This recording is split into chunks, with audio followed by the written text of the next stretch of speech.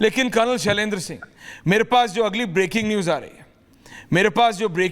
रही है, वो बहुत ज़्यादा इंपॉर्टेंट है। वो यह है कि America United States has lift restrictions of sale of bombs to Saudi Arabia. ये 2021 से मेजर तूर इसका डायरेक्ट इंपैक्ट मेरे को दिख रहा है क्या हो रहा है। Lifting of a 2021 weapons ban on Saudi Arabia, it is exactly showing, ये दिखा रहा है बाइडेन का मिडिल ईस्ट पॉलिसी। 2021 से सर सऊदी अरेबिया को बॉम्ब नहीं बेच सकता था अमेरिका, बाइडेन ने हटा दिया, बोले बेचो। अगर उससे पहले ये जो S-400 के ऊपर हमारा इतना कंसर्न आ रहा है ना कि अगर वो मिल भी जाता है ईरान को तो मेरे ख्याल कोई माइंड बॉगलिंग इफेक्ट आ जाएगा। मैं आपको S-400 की बिल्कुल जो क्लैरिटी के साथ चीज़ें हैं वो बता रहा हूँ। 40 किलोमीटर लो ऑल्टीट्यूड रेंज पर ही वो इंटरसेप्ट कर इनकमिंग प्रोजेक्टाइल को डिस्ट्रॉय कर पाएगी। Maximum the number of simultaneously engage target is limited only to 36. आपको क्या लग रहा है इजराइल को ये सब नहीं पता है? You think it is only Iran who can send 300 missiles towards or drones towards Israel और इजराइल कुछ नहीं करेगा? देखिए, जब हम बात करते हैं S-400 की, यस उसकी लिमिटेशन भी हैं और उन लिमिटेशंस को एक्सप्लॉइट करना इजराइल को बड़े अच्छे से आता है। ये कोई नया वेपन सिस्टम नहीं है। इजराइल, यूएस, ये सब इसमें माहिर हैं, खेले खिलाए लोग हैं, इनको पता है क्या चीज़ कैसे होती है। अब आ गई बात जो बाइडन साहब के डिसीजन की है। देखिए, बाइडन साहब का डिसीजन एक्चुअली अगर देखा जाए इंडिविजुअलिस्टिक डिसीजन नहीं होते हैं यूएसए में, वो एक पॉलिसी डिसीजन होते हैं। किस तरह से आप किस कंट्री को, पर ये किस तरफ बढ़ रहा है सर? मैं आ रहा हूं उसमें कि किस तरह से किस कंट्री को आप इन्फ्लुएंस करते हैं, वो इन्फ्लुएंस बैकफायर भी कर जाता है। आपको क्या लग रहा है गाजा में और पैलेस्टीनियंस को क्या यूएसए एड नहीं देता है? वो एड कहां जाती है पैलेस्टीनियन के नाम से? बम हमास इस्तेमाल करता है। हमास उसका आप दवाइयां तो खरीदता नहीं। इजराइल सालों साल से वो 10,000 और 20,000 वर्क परमिट के द्वारा वहां पर काम दे रहा है, लाखों करोड़ों रुपया वहां पर एड दे रहा है। देखिए, ये सारी चीजें जब हम करते हैं, there are reasons for it, there are diplomatic reasons for it, there are diplomatically strategic reasons behind it कि आप किस कंट्री को कैसे एंगेज कर रहे हैं और किसको किसके पास भेज रहे हैं। So that is one of the things. Yes, लेकिन एक सवाल जो हम सबके दिमाग में है कि भारत का रुख क्या रहेगा या क्या रहना चाहिए? रहेगा वो तो एस जयशंकर और मोदी डिसाइड, पर क्या रहना चाहिए सर? कर्नल साहब, यस, देखिए, भारत ने इस समय तक बड़ी एक जिम्मेदारी के साथ चीज निभाई है, चाहे वो यूक्रेन का लड़ाई हो, चाहे वो रशिया की लड़ाई हो। अगर हमारा प्राइम मिनिस्टर रशिया जाता है तो साथ ही साथ डिक्लेयर करता है कि कब वो यूक्रेन जाएगा। जिस तरीके से हमने पैलेस्टीन को रिकॉग्नाइज कर रखा है और इजराइल के साथ दोस्ती निभा रहे हैं, ये भी अपने आप में बहुत बड़ी डिप्लोमेटिक विन है।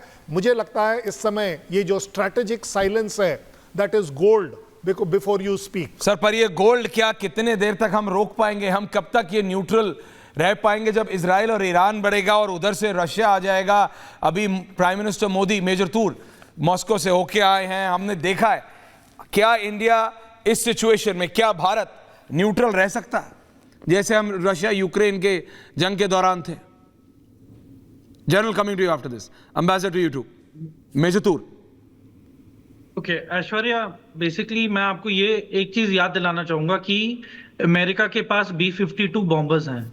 अमेरिका एक मौका ढूंढ रहा है कि ईरान कुछ ऐसा कदम उठाए और वो इजराइल की साइड लेके ईरान पे बॉम्बिंग करे। नंबर 1 तो पहली चीज तो ये साफ हमको पता है कि ये माइंडसेट है यूएसए का। नंबर 2, कुछ साल पहले यूएस ने सीरिया में जो S-400 की जो मिसाइल साइट्स पे अटैक किया था, जिसके अंदर की 8 से 9 रूसी ऑपरेटर्स मारे गए थे, इंक्लूडिंग सीरियन पर्सनल जो इन पे ट्रेन हो रहे थे। तो जाहिर सी बात है कि ईरान में जो भी मिसाइल सिस्टम्स आए हैं, all those are going to be operated by the present on roll Russian soldiers and officers, क्योंकि यहां पे कोई ग्राउंड अटैक का कुछ बेसिस नहीं बनाया जा रहा है। अभी ये पूरा एयर वॉर होगा, एयर डोमिनेशन के लिए होगा एंड नेवल ब्लॉकेड पे जोर दिया जाएगा। तो पहली चीज तो सबसे बड़ा थ्रेट ये है। ऊपर से मैं एक चीज और सब दर्शकों को बोलना चाहूंगा कि इजिप्ट और जॉर्डन के रोल को क्यों नहीं कोई सवाल कर रहा है, बिकॉज ये दोनों बहुत ही बड़े डिसाइडिंग कंट्रीज होंगी in the outcome of the war, in case Russia, Iran, China, Lebanon, Syria, Iraq और पैलेस्टाइन इनका तो एक गुट बन चुका है। मुद्दा रहेगा कि ग्राउंड ऑफेंसिव में कौन पहले बढ़ेगा, सीरिया की तरफ से पहले पहल होगी या लेबनान से हिजबुल्लाह अंदर एंटर करने की कोशिश करेगा, साइमल्टेनियसली वहां से मिसाइल्स ईरान दागेगा, या फिर आगे की रणनीति क्या है इजिप्ट और जॉर्डन की, ये बहुत बड़ा डिसाइडर होगा in terms of war strategy. लड़ाई तो लगेगी नो डाउट, और जहां तक इंडिया का सवाल है इस लड़ाई को लेके, मैं तो यही कहूंगा कि हमें पूरी कोशिश करनी चाहिए टू स्टॉप दिस वॉर। यदि ये नहीं होता है तो हमें पहल करनी चाहिए कि ईरान को समझाने की कि वो आगे लड़ाई के लिए ना आगे तरफदारी करे, क्योंकि ये सिर्फ इंडिया को नहीं, ये पूरे एशिया को इंपैक्ट करेगा in terms of the oil prices, जिसकी वजह से हम अभी बहुत डिपेंडेंट है। Ambassador point taken. अंबेसडर साहब, जिस तरीके से भारत के प्रधानमंत्री नरेंद्र मोदी 14 जून 2024 को मिलते हैं यूक्रेन के प्रेसिडेंट जेलेंस्की साहब को, 8 जुलाई 2024 को मिलते हैं पुतिन से, हमने दोनों से रिलेशंस रखे हैं, लेकिन यहाँ पे एक तरफ इजराइल है, बेनियामिन नेतन्याहू हैं, he is a so called BFF of India, at least ऐसा परसेप्शन है कि वी एंड इंडिया और इजराइल बहुत क्लोज है। हालांकि जब प्रधानमंत्री मोदी उधर भी गए तो वहां पे भी, मतलब इंडिया डिप्लोमेटिकली, जनरल साहब, is close to both, but can we stay neutral in this? Because जिस तरीके से अमेरिका और अमेरिकन मीडिया रिपोर्ट्स कर रही है, ambassador, before I take your final answer on this and then I go to general साहब, that पहली बार बहुत सालों के बाद America is preparing the expansion of America's deployed nuclear forces and the buildup could start in 2026. These are all indications of something big coming. Ambassador.